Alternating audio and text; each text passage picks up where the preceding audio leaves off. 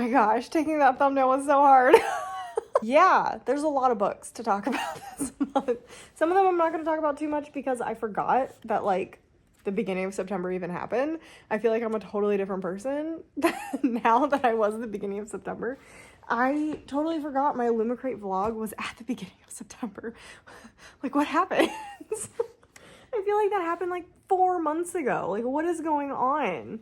Also, hello, welcome to my channel. This is, have I ever said Kimberly Reads? I feel like that feels weird to say. I feel like it feels strange coming out of my mouth, so I don't think I've ever said that. Anyway, that was the intro. That's how we're doing it. So anyway, welcome to the wrap up. We have lots of things to wrap up. If you have not watched any of the vlogs, you have quite a few things that you don't know that's happened. There are quite a few books that I've already talked about. There also are a ton of books that I just kind of read separately from vlogs, and we're gonna talk about those as well. So we're gonna have a great time. We're gonna have a great time, guys. I actually love doing wrap-ups. They're so fun, but they also stress me out because I'm looking at the books that I read and I'm like, I didn't get what I wanted. Like nothing, like close to nothing. It was supposed to be Magical Readathon, and I put out a TBR for Magical Readathon, and I don't think I read a single thing on that list. And my stomach is growling if you hear it during the video. Not a single one, I think. I read Throne of the Fallen, but then someone informed me that I was supposed to pick a book that I've seen on her TBR, not just any booktuber's TBR, so that one doesn't count either. It's going well. It's going well. I did manage to fit some of these into the prompts, but I didn't read anything from that TBR except for Throne of the Fallen. So anyway, let's talk about the books that I DNF this month. There were quite a few. If you have not seen a wrap up before, if you have not seen a video from here before, I am, especially this year, the DNF queen. It has become a thing. Yeah, I am the DNF queen this year. It's actually pretty bad. So we're going to be talking about the DNFs first. And like I said, I didn't realize that the Illumicrate video was at the beginning of this month. So let's do this by video and then just by stuff that I read. Oh, first up, the books that I DNF'd for the Illumicrate video, we had The Drowned Woods. This was just generally very boring. I am happy though that some people were saying that The Bone Houses is actually way better and that this one was just generally not very good compared to that one. So I think I'm gonna try that one. I did originally say I was gonna DNF it, or not DNF it, but just get rid of it. But I have kept it. It is upstairs. I will attempt it, but it's got a, like, it needs to be good or it's gonna go out pretty fast because I really did not like this one. I thought the writing was very amateur. I thought the plot was really boring and the characters were super one-dimensional. So I really just did not like this one at all. So I DNF'd this one. I also DNF'd Witch King. This one, I think a lot of people would like. The dog just sat on the bottom of the tripod.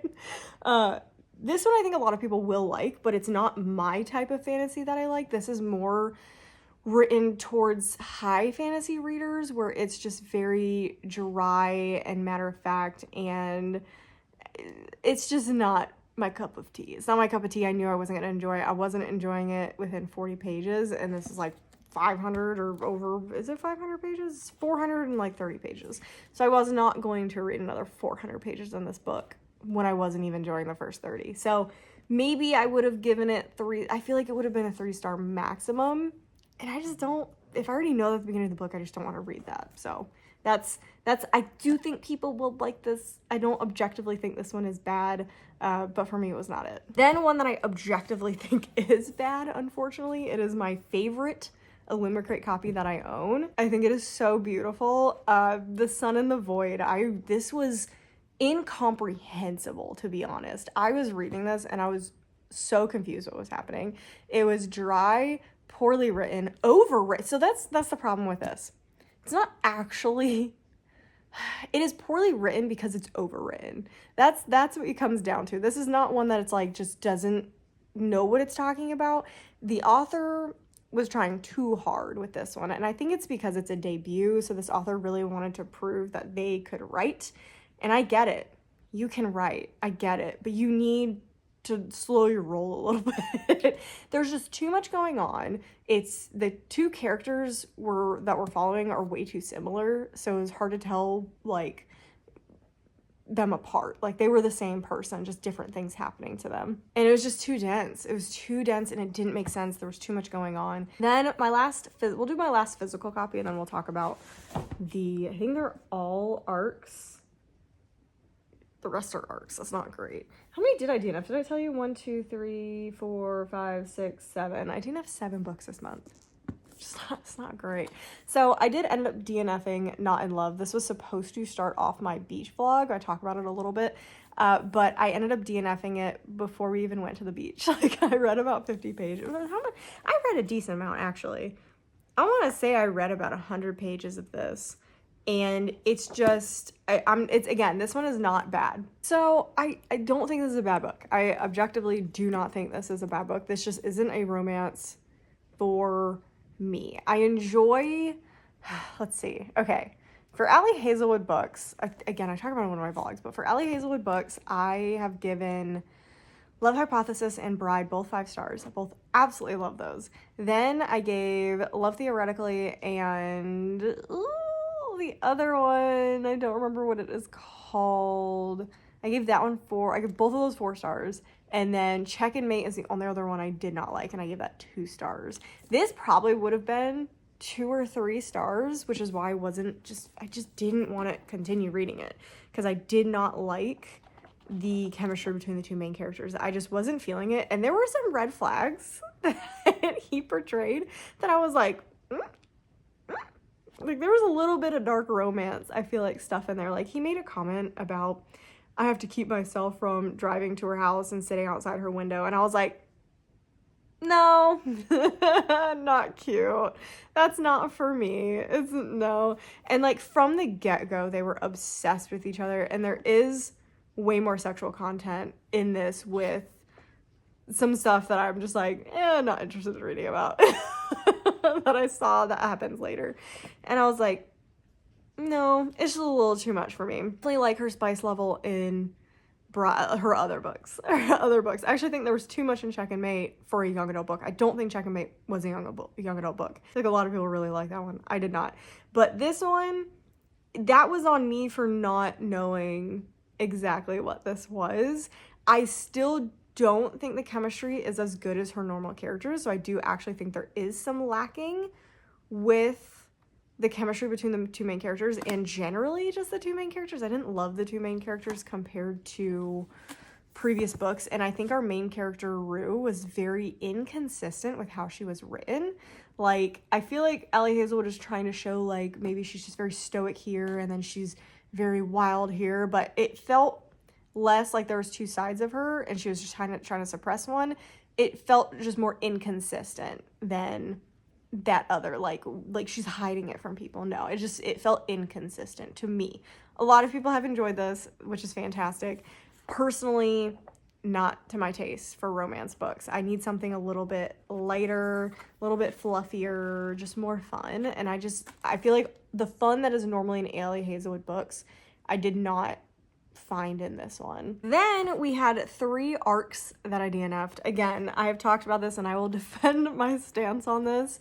As long as you are still leaving a review, like if you are getting an arc, still leave a review. Give them reasons why you DNF'd it. That is still a review. And how you are actually supposed to rate on NetGalley, I found out like a while ago, and why I feel okay with DNFing is you're rating your books on NetGalley based on how likely you are to recommend them to someone else, not your own really enjoyment level. It's how are you gonna recommend it to somebody else. So I think for Fang Fiction, I think I gave a 2-star on there because I generally would not recommend it to most people, but I do think there is a subsection of people who will love it for its cheesiness. To me, it was way too over the top, way too cheesy, was nothing that I like in romance books. Like, okay, rewind a second. So that is why I'm okay with reading or DNFing arcs. I DNF'd Fang Fiction in my pre-Halloween video. So Fang Fiction should have been amazing. It should have been absolutely amazing. And the first 30% of the book was 5 stars. And then it just went downhill from there. It had such a good premise, and I gave One to Watch by the same author 5 stars, so I thought this was easy 5 stars. And unfortunately, like I said, it got very cheesy and just very boring. And I think basically every wrong decision to make with the plotline was made. Like, there was a way that this book could have been easy 5 stars, and the opposite decisions were made while this was being written. That seems really cruel, but that's kind of how I feel about it. Like, it feels like there was a decision like, oh, we could go this way or this way, and you should go this way, and they went this way. And it happened every single time after that first 30%. So it was just not fun to, like, it was fun to read at the beginning, and then it turned into a slog, and I ended up DNFing it at 75%. I don't do that generally. I have to really be, like, really not liking something to DNF it that late, because that is a lot of work to be put in a book to be done. And I knew it was time to DNF it because I started skimming stuff, like, a lot, and I started skipping pages, and I was like, you're not reading the book anymore. That's kind of how I gauge my DNFs, is that if I totally check out and I just start skimming for important information, that's when I'm like, stop. You don't want to read it anymore. DNF. So that's what ended up happening at 75%. I kept trying to pick it up, and I kept skimming it, and I was like, no, you're not reading anymore. So I did skip to the end. I read the end. Totally not worth it. The end was really bad. So I'm hoping that this author does write. So I will read the next thing that this author puts out, but this one was not. This one was not it. I DNF'd. I was kind of sad about this one too. It's called The Serial Killer's Guide to San Francisco. Another one that I enjoyed the beginning of, but then the dynamics in the book I just totally lost interest in. So I was kind of enjoying the first 20 pages, and then it just, like, took a nosedive, and I didn't love the writing style, which was not helping the situation. So I really needed the plot and the characters to be really strong for me not enjoying the writing style as much, but unfortunately it had nothing. It had neither. It was just one of those books that's just, it exists. I think people are going to enjoy it. I think some people are really, I don't think anyone's going to really hate it. I don't think anyone's really going to really love it. So it's kind of just one of those books that you kind of pass the time with. Again, that feels really mean. Sorry. But that's just kind of how I feel about it. So I wasn't enjoying that one. I ended up DNFing that one. Ooh, okay. The bad book of I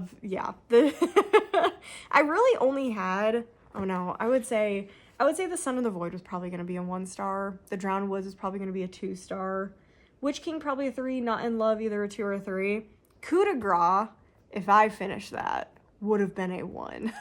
Like, straight up 1 star, worst book. So that's what's gonna be fun at the end of the year. My worst books list is gonna have DNFs in it, because I've been DNFing books I don't like. I really haven't finished bad books. Like, it's interesting. It's gonna be interesting at the end of the year, but this one definitely is going to be on the worst books of the year. I hated almost everything about this book, and it's a novella.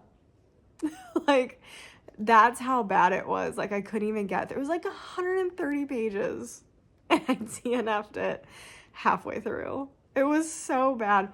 It was so overly written. It was the most pretentious book I've ever read in my life. There was one section I loved.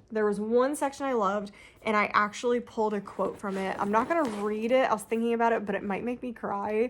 It actually talks about chronic illness and mental health in a very painfully honest way, like punch you in the face kind of way. It is so, you know what? I'm gonna read it because it's the only thing I liked in this book. You settle into this state of waiting. I busied myself with all those little things, the ones that rot you, wasting time running errands or sitting on my ass, watching 90 Day Fiancé. None of the big dreams, no starting a goat farm or buying a private island or anything like that. And meanwhile, time just slipped away.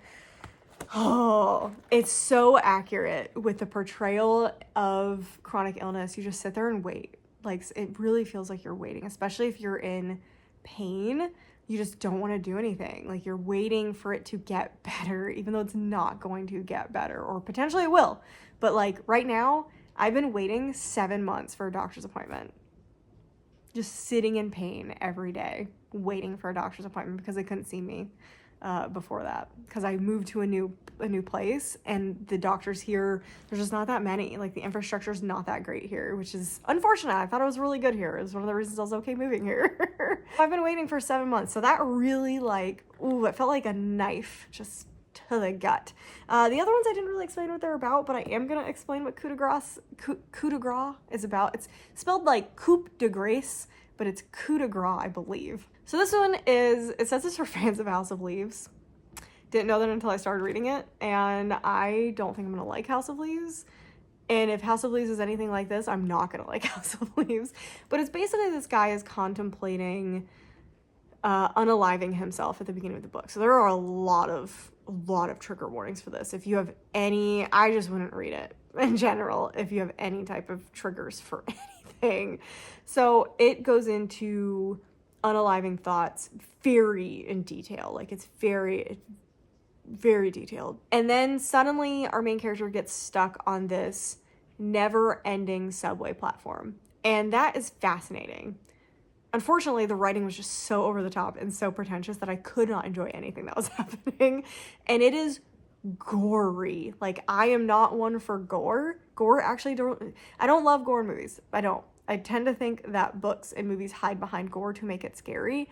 To me, gore is not scary. It's just gross. So I don't like gore in horror anything. And this went the gore route. I think there is a difference between gore and body horror. They walk a fine line. Body horror can have a purpose. To me, gore does not have a purpose. If you can't make a movie scary without ripping someone's foot off, you're not doing a good job. That is a super hot take. That is a super hot take. A lot of people don't agree with that, and that is totally fine. That is a hot take on horror. So for me, it dove into the very disgusting side of gore. It was gross. It made me a little nauseous, and that is very hard to do with a horror book. So if you are looking for that, coup de grace. But overwritten, pretentious, and it honestly was just too bizarre. It was so strange. So if you're looking for a strange, gory novella, go for it. I think you'll like it. But for me, it was painful to read. Anyway, those are all of the books that I DNF'd in September. That leaves us with kind of a really good reading month. It's strange to say that, but like, because I DNF books so quickly, that leaves a lot of space to read other books, which is really fun. So let's first talk about, I'm trying to think, do we want to go in order of like rating? Let's just do order of rating. So my lowest is actually, I believe, a 3-star. I'm trying to look. Yes. So our lowest book that we actually physically read was a 3-star, and that was The Night Guest. I did talk about this in my pre-Halloween video. This is following our main character who is waking up covered in bruises and exhausted, and she feels like she is actively dying, and so she is trying to figure out what's going on with her. I don't want to say anything else other than that, because I think the synopsis does ruin the twist, like the point of the book. It's weird. It's weird that it says so much like in the synopsis, but she's basically just thinks she has a chronic illness, but it turns out to be something different. I will say there is if you don't not like animal deaths, do not read this. Do not read this at all. It is quite traumatizing, to be honest, and I had to skip over that part, and it's kind of seared into my brain. It's not as bad as some other ones that I've read. Like, I have definitely read worse. It does involve pet death and cat death, so I would avoid it if you are sensitive to animal deaths, because it was kind of traumatizing. But I did give it a 3-star because I think the rest of the story was really good, except for the end. I don't know what happened at the end.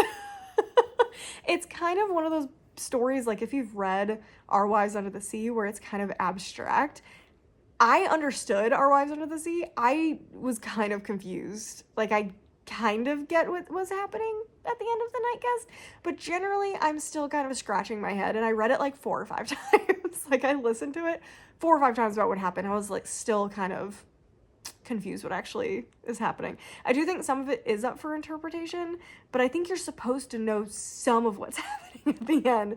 So it originally would have been a 4-star because I do think it was really good, but the traumatic cat deaths, which were so unnecessary, combined with literally not understanding the ending, puts it at a 3. But generally I enjoyed the rest of the story. Then we have our 4 stars, which is the majority of this video, so I'm gonna try and rank them by 4-star, which I feel like is very... Oh no, we do have another 3-star, The Wedding Witch. Sorry, I totally forgot. I literally finished it last night. So The Wedding Witch is the 3rd book in the X-Hex series, and unfortunately it is definitely the worst.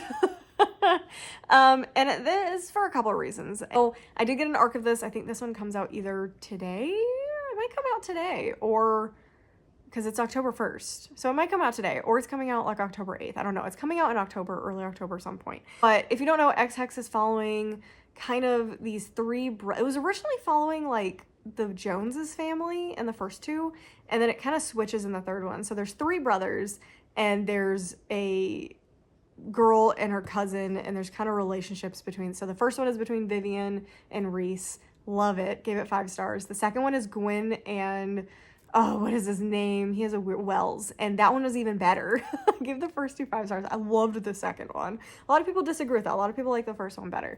Then we have The Wedding Witch. The Wedding Witch is it's different. It does not feel like it is from the same series, and I think that's a lot of the reason why I did not like it. So first of all, it is not following one of the Joneses, anyone in the Joneses family, which I think is a big misstep. I think there should have been either a cousin that is coming into town, or a sister, or something, or even someone from the area, Graves Glen. Both first books take place in Graves Glen over Halloween, and it's so much fun, and it's just adorable, and it's small town romance cutesy. And again, the third one did not do that. The third one did not take place in Graves Glen, except for like the beginning and the very end, which was very disappointing. A lot of what I loved about the first 2 books was that setting. So you're following the third brother, but he is nothing like the first 2 brothers. He is like mountain man, gruff, grumpy. So if you like Grumpy Sunshine, you might like this, but you also have to like insta love.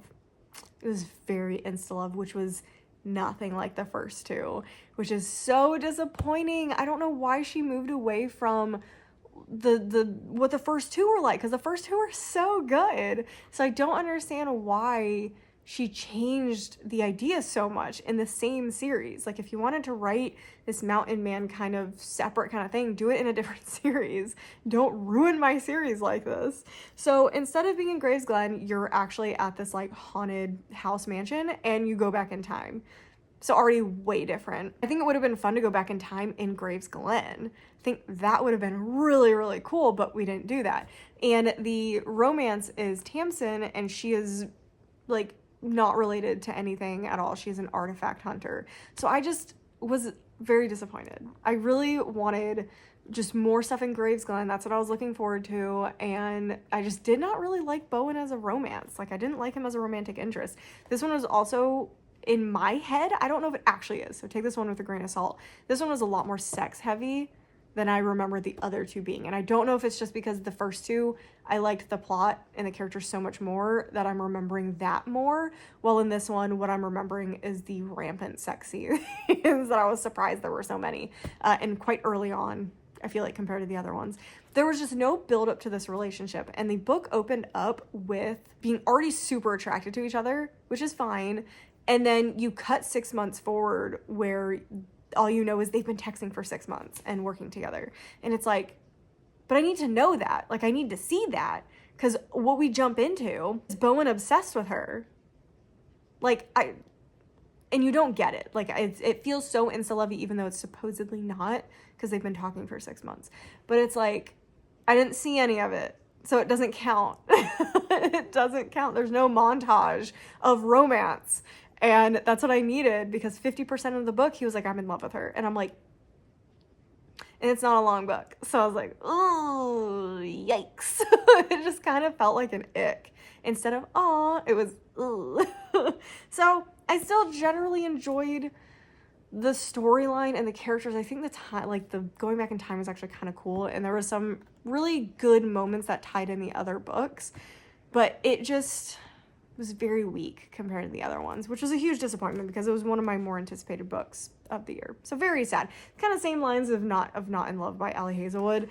Very excited for them because I've liked previous books, and they're kind of just both were letdowns. Okay, now we are moving on to the 4 stars. Let's see. The order of these 4 stars, I think Guillotine. We're going to say Guillotine is the lowest of the 4 stars. I still really like this. This is by an author that is becoming an author that I really enjoy. Delilah S. Dawson wrote Bloom earlier this year, which I also gave a 4 star. This one is much lighter in tone, which I do prefer. Which one do I like better? They're so different. I don't know if I could say which one I like better. This one, I like the vibes, but I think Bloom had a better all-around kind of as a book. It was just better as a book, better written in general. This one was just kind of fun. This one feels like Delilah Estelson sat down and was like, let's just write something fun. So this is definitely The Menu meets Ready or Not. I do wish there was more of the humor from those movies in this. This did not have as much humor, but it's basically following our main character who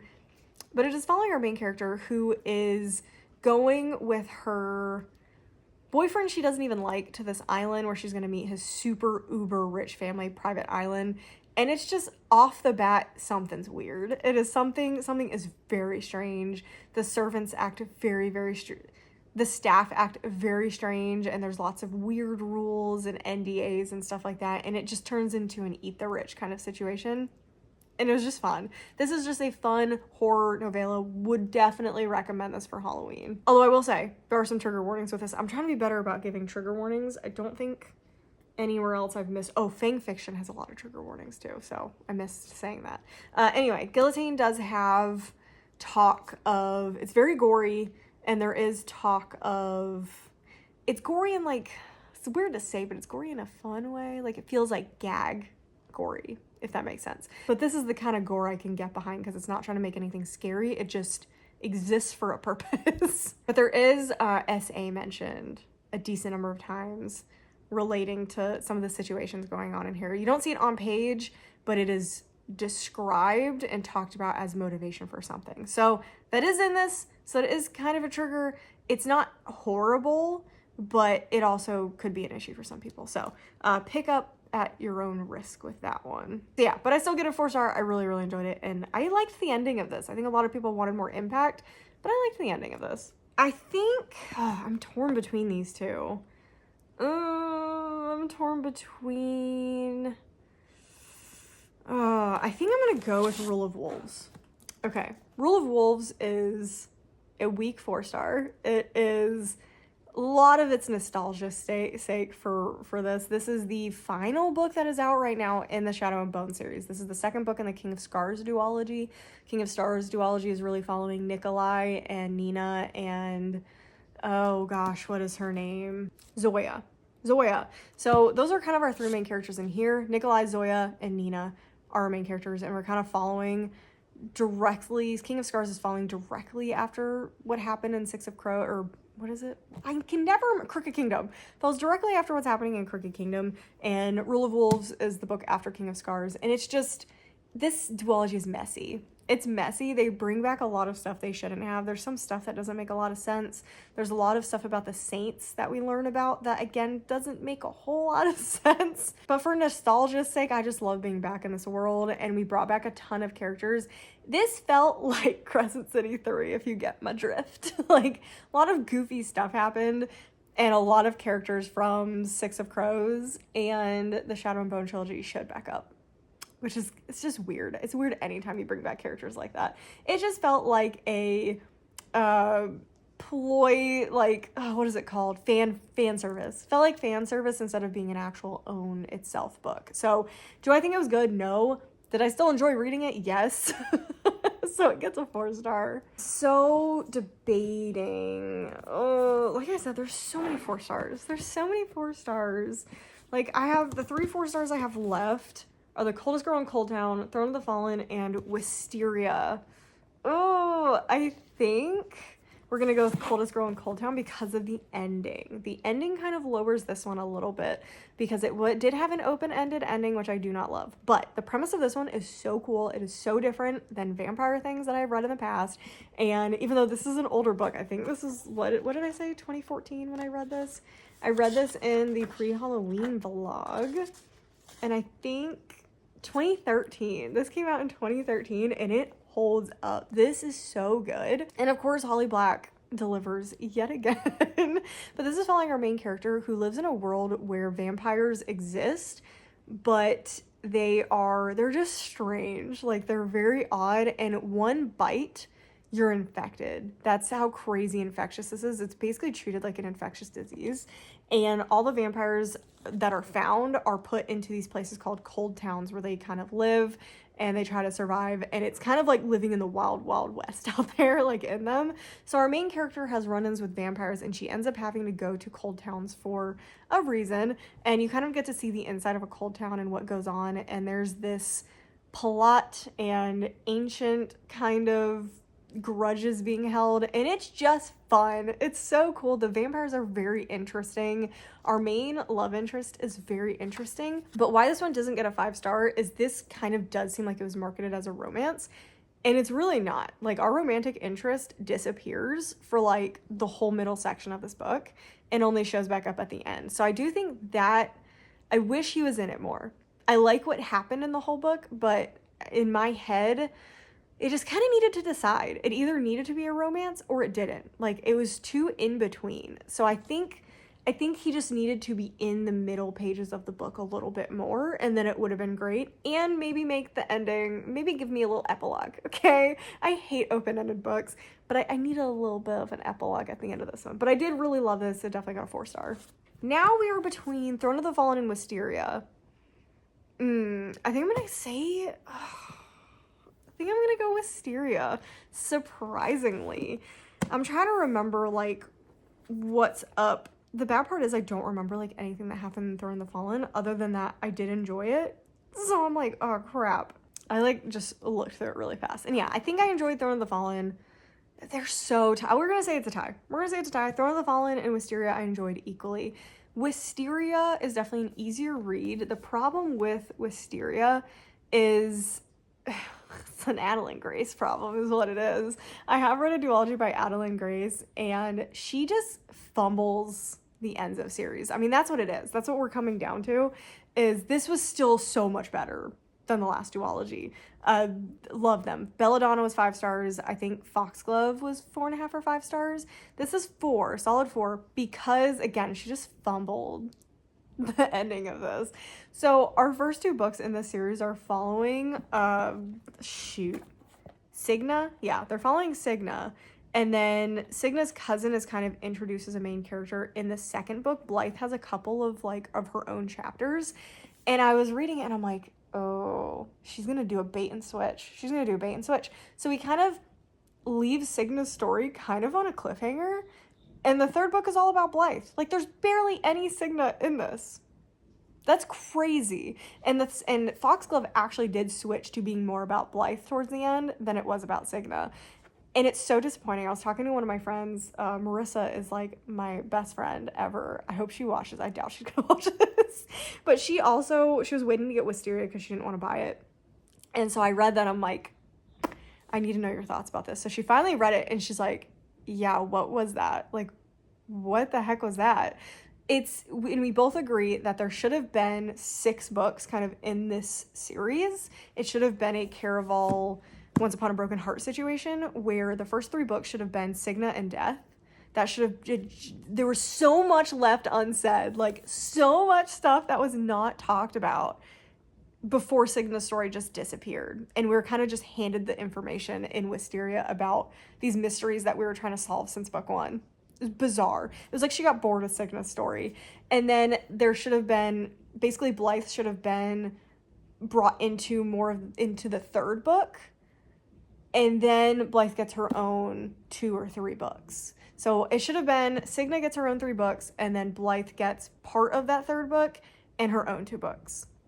That would have been so much better. It was just, I was so mad because I love Signa as a character, and I like Blythe as a character, but I love Signa and Death, that I felt ripped off that this was not following Signa more. She literally is not like in this at all. So that was majorly disappointing and why it got a 4-star. Because the rest of the story in this was actually really, really good. It was really fun. I just think it was too fast. Like, we developed Signa and Death over 2 books. And her romance was really just kind of felt rushed in this. So with how complicated the magic is and the people in the story are, we needed at least 2 separate Blythe books, and it just felt rushed. So that's why it gets a 4-star. And it was still a great series, though. It was still such a phenomenal series and way better than her other series that I do not talk about because of that ending. The ending of that book series will haunt me for the rest of my life. It was crime. The end of that duology was a crime to humanity. So anyway, the other 4-star that was kind of tied with Wisteria is Throne of the Fallen. I do think it's too long, but at the same time, I think this book fixed a lot of what I hated about book 2 in the Kingdom of the Wicked series. So if you don't know, this is the spin-off series. I think these are like the Princes of Sin series, but this is a spin-off of Kingdom of the Wicked, which you do have to read. Like, I was like, maybe you don't have to read them. You need to read them. There's so much backstory from those books. You really do need to read those books. But I gave Kingdom of the Wicked 5 stars. I gave Kingdom of the Cursed 2 stars, almost DNF'd it. And then I gave Kingdom of the Feared 4 stars, I think 3.5 or 4 stars. Kingdom of the Curse was so boring and dense and just, it was awful. It was Carrie Maniscalco's first foray into adult fiction, which I think is always a mistake when you switch a series in the middle of the series to a different age range. So Kingdom of the Wicked is firmly in the older young adult range. Kingdom of the Curse is like R-rated, like hard R-rated. And you can tell that it wasn't supposed to be. Like, it was not supposed to be that way because the plot line was just thrown to the wayside in that book. Kingdom of the Feared got back on track. It was like Carrie Maniscalco just needed to like get it out of her system. The level of smut in that book, because that's what the plot was smut. That's all it was. And Kingdom of the Feared finally had a plot line again. So this fixed everything really from that second book. We did like the Sin Corridor. We do just a ton of stuff that the book 2 did, but so much better in this book. And I really liked our characters. I really, really liked Camilla and Envy. I think it was really fun what we did. And it's a competition kind of the whole book, which made it really fun. And I can't wait to read the rest of the series. I did not think I was gonna like this, and I couldn't put this down. It was so amazing, and it did some really great things for expanding the underworld. So Kingdom of the Wicked series set up a really expansive, interesting world, and this took it and just like blew it up, like in a good way. I know that sounded kind of bad, but it just expanded on everything. It was so good and so fun. I've already pre-ordered my second copy of this. I'm so glad that I got the Fairylit edition too, because I got it thinking like, oh, I'm probably not gonna like it. No, I love it. It was so good. I'm very excited for the second one. I really enjoyed this. This was a surprise enjoyment, so I would recommend that one. That leaves us with our sole 5-star for September. We got so close with a lot of these, so close with a lot of these, but there was only one 5-star. There was only one 5-star, and it was Apprentice to the Villain. I loved this. I'm so used to hearing the rain. It just suddenly stopped. It's been raining nonstop so heavy all day that it just stopped, and I was like, that sounded weird. Assistant to the Villain, I gave 5 stars. I do think Assistant to the Villain is still better than this one. I know a lot of people actually like this one better, which I think is interesting. I loved the first one. I loved the cheesiness of it. The cheesiness worked in its favor. The humor is so funny. This one is also a 5-star. It did take some of the cheesiness out of this, which is probably why some people like this one better. It wasn't as funny, and I do think there was a little bit of repetitiveness in this one compared to the first book, but I still loved everything about this. I love our characters. There was, again, some character growth. I do wish there had been a little bit more romance in this one. Like, we've gotten a little bit further into the romance, but they're very resistant to it, which is fun, and it's going to be really good payoff. These are like the definition of what I like in cozy books. They're fun, funny. This is so funny. And I love the characters. Like, it feels like a little family that you're reading. Like, you feel like you're a part of this family that is dysfunctional and you wish you were there. So that's all I have to say about this, because it is the second in a series, but it's just following it's following Evie and the villain as usual, and our trio of misfits. And we get some backstory about some characters, and that's pretty much it. It was just an easy 5-star. I really, really enjoyed this. Couldn't put it down. It's gonna probably go in my favorites. Maybe. I have a decent number of good books that I've read this year. So that is everything that I read in September. I feel like I've been talking for forever. It has been forever. That's a really long time. So anyway, I hope you guys enjoyed your September reads. Definitely let me know down below what you read in September, your favorites, your least favorites, and what you want to read in October, because I will not be putting out a TBR because I have a crazy reading vlog that I am working on that has kind of a TBR in it. So that is going to be a month long. I might release a video a week for that one. I don't know. I haven't decided the format for that, or it's gonna be like a 3-hour vlog. That seems like a bad idea. I'll probably release a video a week for that one. Maybe. We'll see. But I think I had a good reading month. Again, DNFs just like don't hurt my feelings because I don't finish them. So for some reason, they just like in my brain, they don't count as reading a bad book. So I read great books this month. It was a great reading month for me. Yeah, like I said, comment down below your thoughts about the books, if you read any of these, if you think I should read anything that you think relates to any of these books that I like. Make sure you like the video if you enjoyed it, and make sure you subscribe if you have not subscribed yet. So anyway, I hope you guys enjoyed the video, and I'll see you guys in the next one.